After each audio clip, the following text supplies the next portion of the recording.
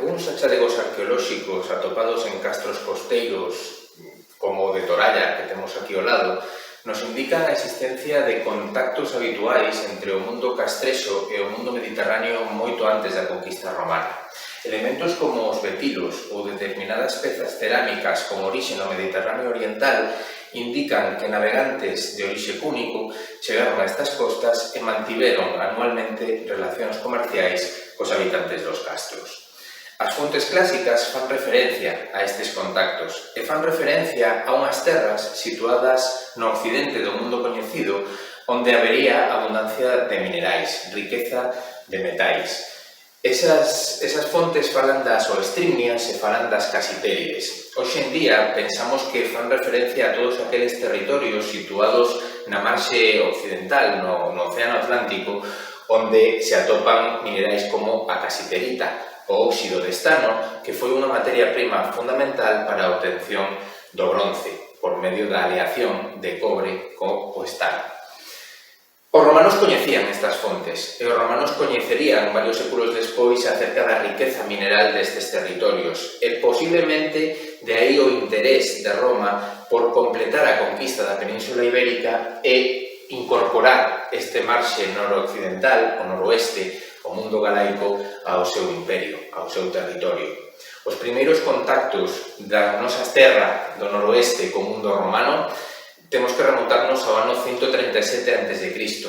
Nesa época, un exército romano, comandado por Décimo II Bruto, está ao sur do Douro castigando aos lusitanos e recibe hostigamento desde o norte, según as crónicas, por parte de bandas de galaicos que asaltan os campamentos militares, os campamentos de marcha romanos.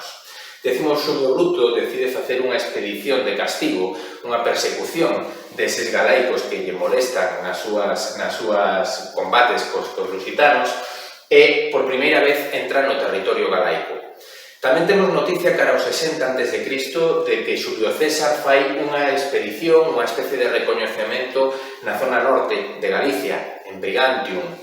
Pero temos que agardar as guerras cántabras entre o ano 29 e o ano 19 a.C., cando o emperador Augusto decide completar xa definitivamente a conquista de Hispania, a conquista da Península Ibérica. Somete cántabros, somete Astures e nos mesmos movementos militares parece que todo o territorio galaico queda xa incorporado no Imperio Romano.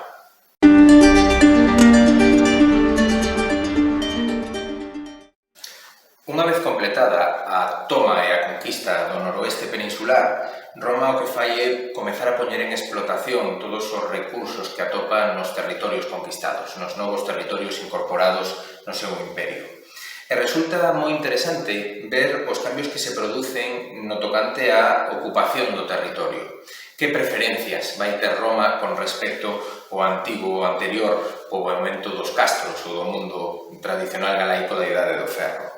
Neste mapa, ímonos centrar sobre todo na Ría de Vigo. Aquí temos a Ría de Vigo e as Illas Cíes. En este mapa temos marcados unha serie de puntos. Os puntos verdes farían referencia aos castros. Castros localizados no territorio e que, como podemos comprobar, inda que existen os castros costeiros que levamos comentando en vídeos anteriores, a maioría deses castros sitúanse en elevacións, en lugares elevados no terreo que permiten controlar os campos de cultivo, os pastos, así como a entrada e saída dos distintos territorios.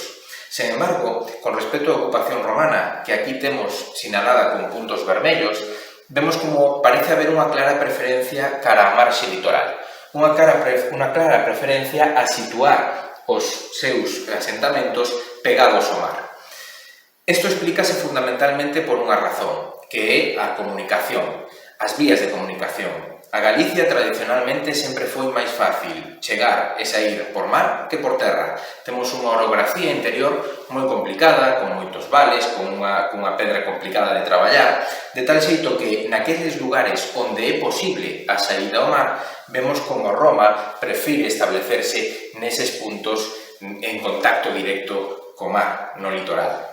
Hai algunhas excepcións. Por exemplo, este gran núcleo de puntos vermellos, de puntos que poderíamos considerar xa romanos no interior, é Tui actualmente.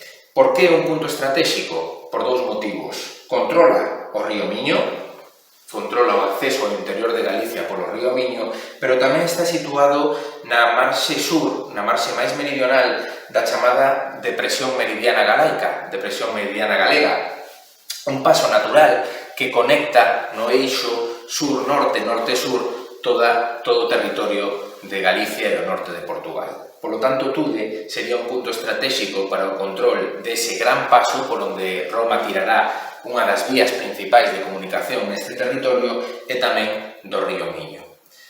Estudar como van cambiando os xeitos de ocupar o territorio dannos moita información e ademais nos pon sobre a pista de cales serán as intencións de Roma neste territorio, explotar os seus recursos e darlle saída probablemente ao comercio atlántico.